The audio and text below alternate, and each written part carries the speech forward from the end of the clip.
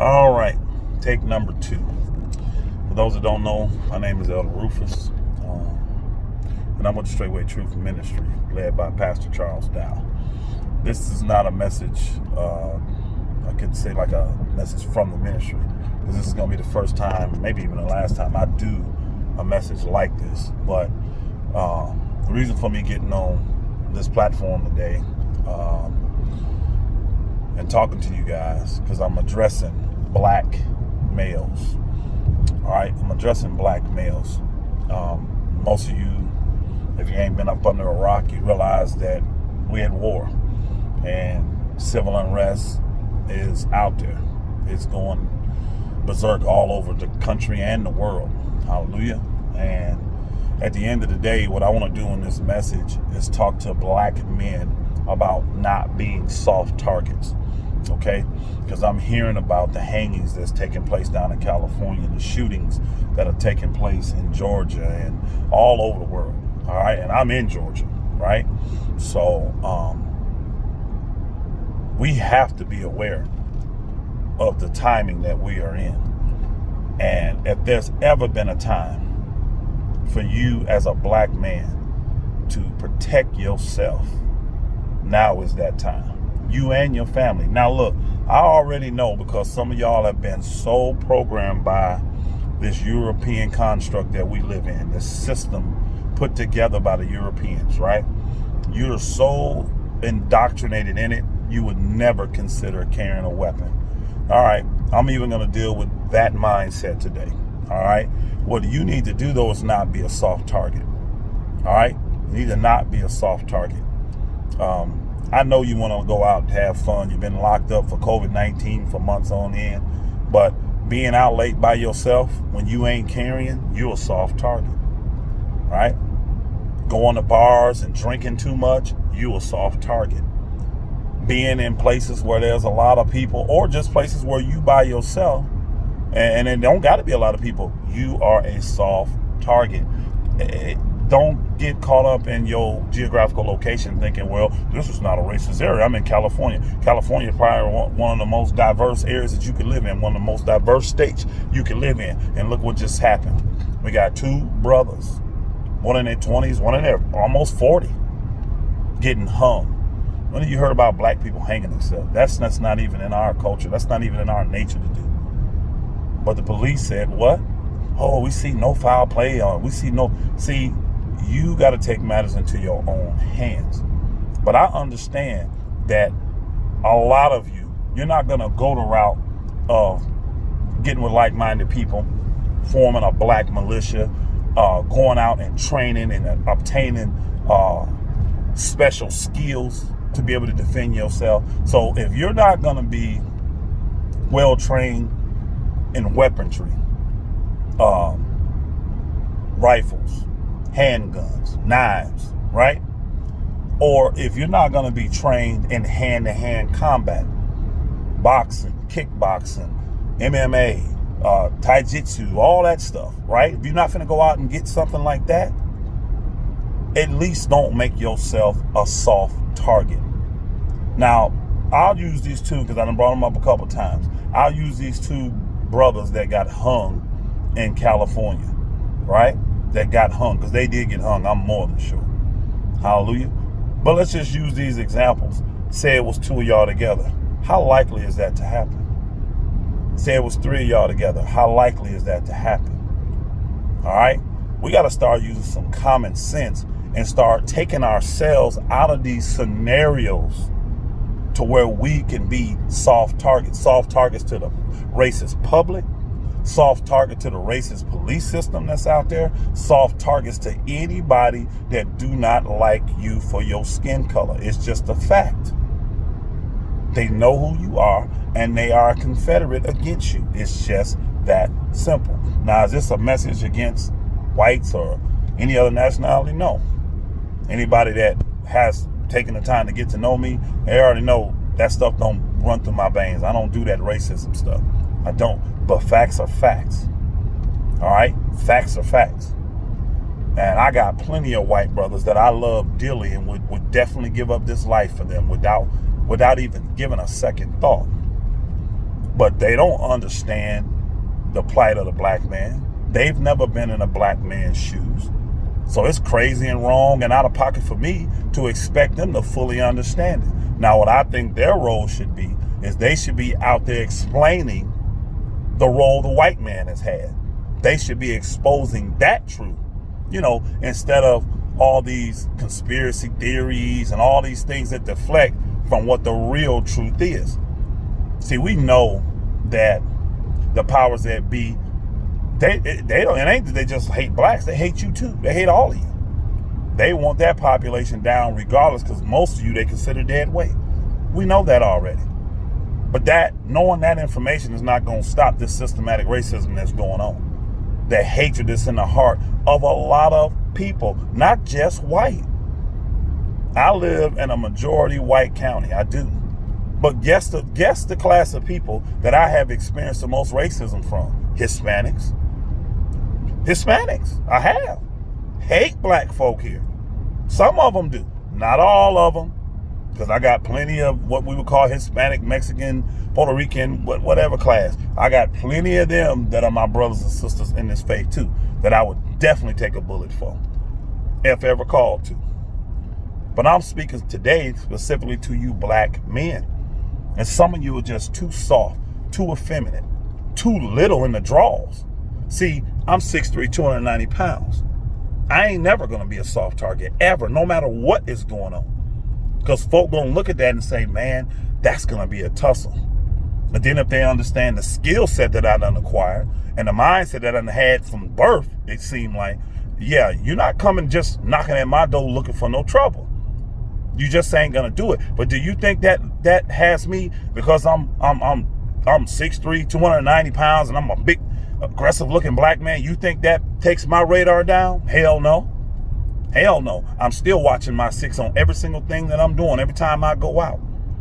When I can travel in 2s or 3s or 4s, I do. But when I'm by myself, like right now, I'm fully prepared for anything to pop off. See, you don't get to pick the day or the hour. Pastor Dow said this all the time. You don't get to pick the day or the hour that evil show up at your door. And I've been saying this, I don't know for how long, since I was a young boy.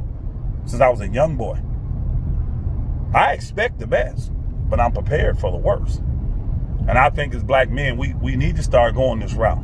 We really do. We need to start going this route thinking, all right, cool. What is my capabilities? What can I handle mentally doing? Some of you would never be able to handle killing somebody. You just couldn't handle it. You're too soft, too weak in the mind. You know what I mean? I would kill somebody in self-defense.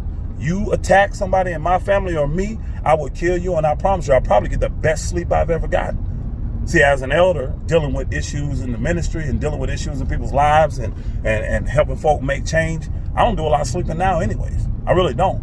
But I promise you, if I got the opportunity to eliminate a threat from any of my brothers or my sister's life or my own life, right? My family's life, I guarantee you I'll probably get the best sleep I've ever gotten. Wouldn't bother me one bit. It wouldn't, because you are an enemy. You are an enemy. And I'm trained to eliminate the threat, period. Now, see, some of you can't go that mindset. So I'm talking to you today. How about when you go out to these dumb clubs and tit bars and all this kind of stupid crap you do, these stupid events and hanging out and filling up your flesh? Go do that. You're a heathen anyway, so do it. But follow wise counsel. Never do it by yourself. Never get caught by yourself. All right? It's okay to tell the women, hey, be in 2s, don't do nothing by yourself. But you bookers are more of a target than the black sisters. You're more of a target than the women. They want you. They hate you and everything you stand for. They do. So when are you going to realize that, okay, I just can't put myself out here when I'm 5'8", 140 pounds wet. Then I'm inebriated and drunk because I've been at 4-5 bars tonight. Then I want to walk home or go get in my car and try to drive home, go stop here at this place and get something to eat and all this. Next thing you know, I'm shot. And I'm one of these realists. I look at stuff and say, hey, this is it. Like, I can tell you right now, my personal opinion on the situation that happened down in Georgia here recently in Atlanta, justifiable to me. justifiable to me. If I get to squabbling with anybody, right? If I get to squabbling with anybody and my people, pow. Again, I'm trying to eliminate threats. And let me tell you this, because I hear stupid comments from people when I go look at some of these social media things, and they say, well, shoot him in the leg, or don't kill him, just shoot him to not kill him. Okay, I already know. When I hear stupid comments like that, you've never held a gun, you've never shot a gun before in your life.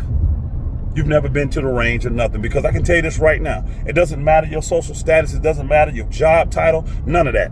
Anybody that's had a gun in their hand and they've been shooting at a target, the goal is always to hit the bullseye.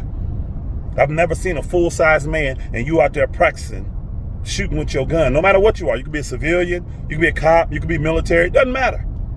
Nobody shoots at the leg. Nobody shoots at the foot. Everybody's shooting at the chest cavity. Everybody's shooting center mass. Everybody giving headshots. These are kill shots. Anybody that's trained with a gun and weaponry, you are trained to kill, to eliminate the threat. Because what happens today, like that situation in Georgia, let's talk about it. I ain't tripping on it. That situation in Georgia. This guy has the cop's taser. He has a cop's taser. So say the cop thinking like your dumb ass is. Well, I don't want to kill him because of all the social stuff that's going on. So he shoots at him and hits him in the back of his leg. And the boy fall down, turn over, and then pop the cop with the taser. So the taser, he gonna drop his gun. He getting filled up with all them votes. He gonna drop his gun, that cop is. Then the boy get up, even though he hurt. He ain't injured, he ain't dead. Get up, go over to the cop, or he's still lighting his tail up, grab his gun and pop him in the head. I wonder what y'all would have said if that would have took place. I see the stupidest stuff. Here it is, he is inebriated. Everybody wants to see his death certificate. I want to see the toxicology report. I want to know what was in the boy's blood, because you could tell he was zooted. That boy was gone.